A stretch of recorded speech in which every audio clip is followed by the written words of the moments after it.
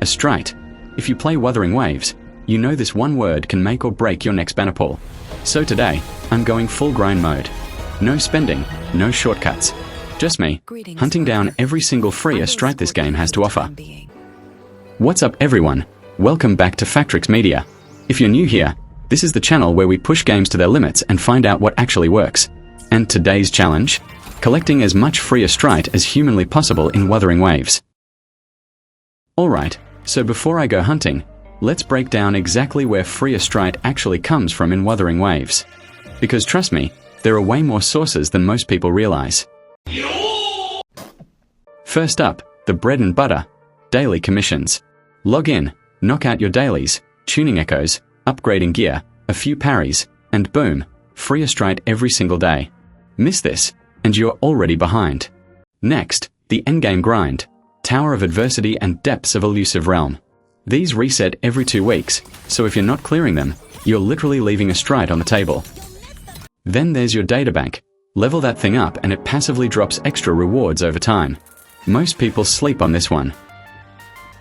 Of course, we've got the classics, main story quests, side quests, and just straight up exploring the map, chests, puzzles, hidden nooks, all of it adds up fast. Limited time events are next. These rotate constantly, so if there's an event live right now, that's free Astrite just waiting to be claimed. And don't sleep on redeem codes, genuinely the easiest win in the entire game. A few clicks, free Astrite, done. On top of that, login rewards, mail bonuses, the Coral Shop's monthly free tides, and the Battle Pass free track all quietly stack up in the background. Oh, and every once in a while, Kuro just straight up gives away a free 5-star resonator if you hit a certain union level. Doesn't cost Astrite, but it's basically the same value. So that's the full list.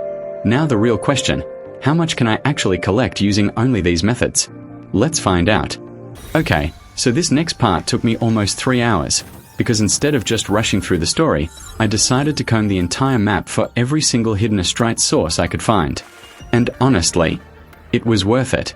First thing I did, I hit up every nearby teleportation tower or resonance beacon I could find. A lot of people skip these because they just think, oh, it's just fast travel, but activating each one for the first time actually gives you a small chunk of free Astrite. It's not huge, maybe a small amount per tower, but when you're hitting 5, 6, 7 of them back to back, that adds up fast. So I started sweeping through etching planes, activated the beacon here, grabbed what I could. Then swung over to Startorch Academy, which was already sitting at 25% exploration, so I knew there'd be more to find buried in the details.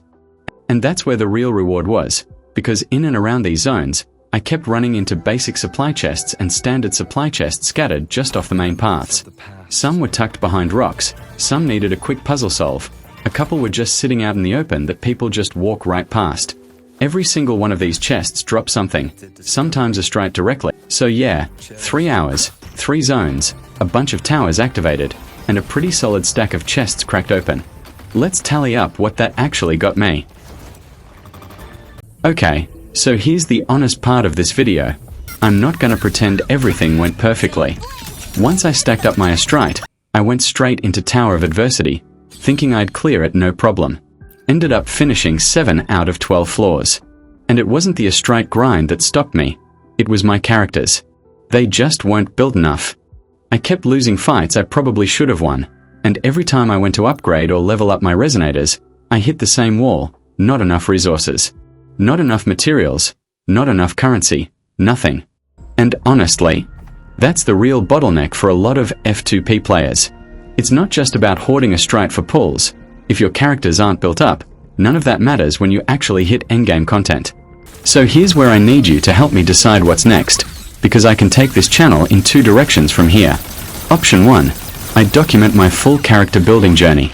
Show you exactly what it takes to go from underlevel to actually clearing Tower of Adversity, materials, and all.